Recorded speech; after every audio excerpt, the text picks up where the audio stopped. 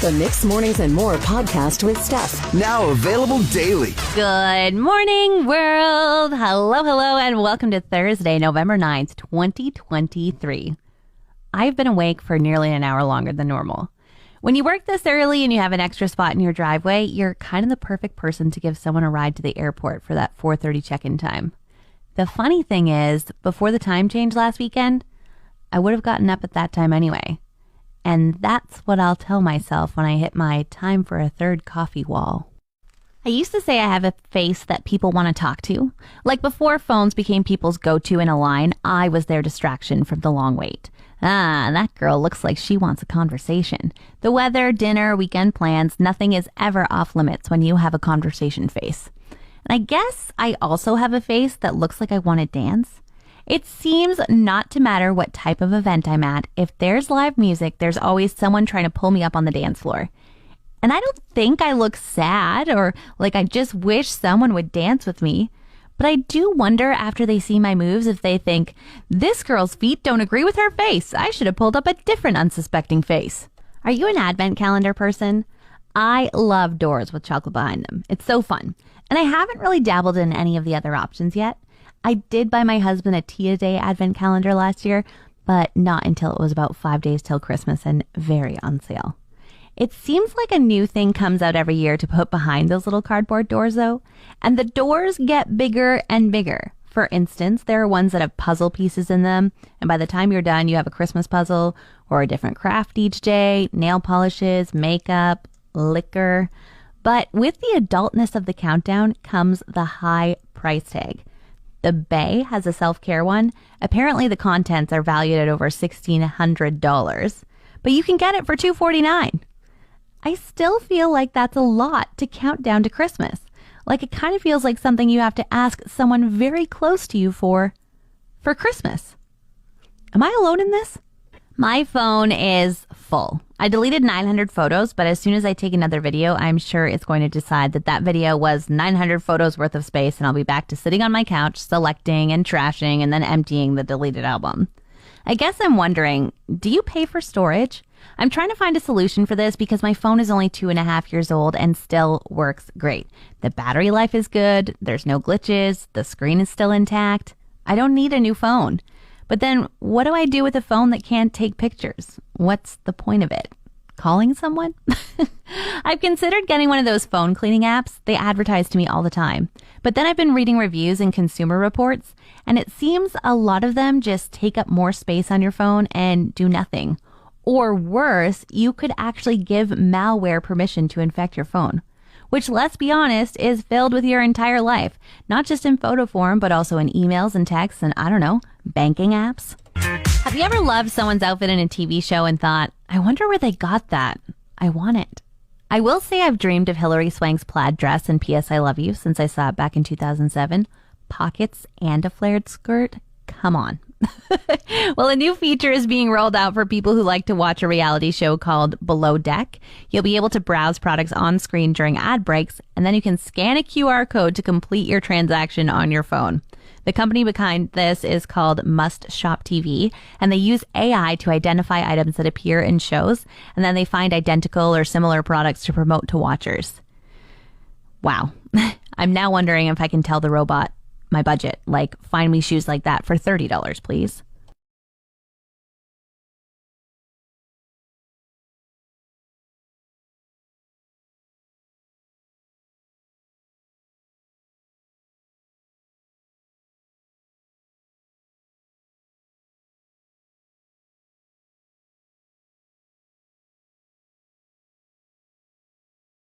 Good morning. It is Thursday, which means the United Way is here. I've got Bob McKay and Cathy Steves in the studio with me. Good morning to you both. Good morning, everybody. Thank you so much for coming today. Now, we have some campaign updates to give. What's going on? Okay, everybody, we're at 40% of our goal. You see it on the giant thermometers posted around town. 40%. We need to do better.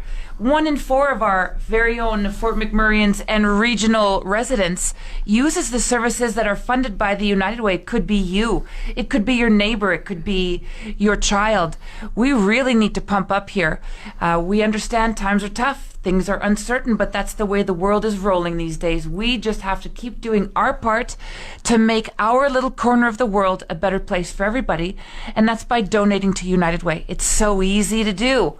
All you need to do is check it out on the website. There's a little tab on the far left. It says donate. Click there and make a difference. And make a difference on your tax return as well. Huge difference on your tax return. Yep. Now, if you donate $200, there is an amazing tax credit from both our federal and our provincial, awesome provincial government, that equates to a $150 credit. So, I mean, $200 at the end of the day will cost you $50. I mean, so when you look at the impact of $200 we do for our community, what's $50? Yeah, for sure. What an investment. Now, some of the organizations you're supporting, how many partner agencies do you have? This year we have 22 partner agencies, and everybody, you know these good people. Salvation Army, Hero Helicopter Foundation, Justin Slade Youth Foundation, Center of Hope. All of these great places that provide services to those that need a little helping hand up. And then what's that word that you always have? You have a great time saying, and none of us do. No, we want to give a special shout out to our friends at CNUL, which is former Shell Albion. They had a great event, for a fundraising event up there, and we did the presentation yesterday, which Cathy was able to attend. Fortunately, I was not able to be there, but no, again, big shout out to the CNRL, CNUL group. They did amazing activities this year and really were amazing help to get this campaign rolling. So thank you. Special shout out to them and their employees. Yes, and for those of you running your workplace campaigns, RMWB, bring cash today. Yes.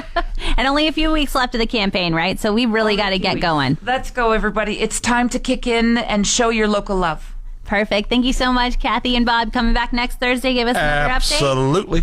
Wouldn't miss it. All right, we'll see you then. From entertainment to music and anything in between, this is The Buzz. Brought to you by Foy Medi Spa.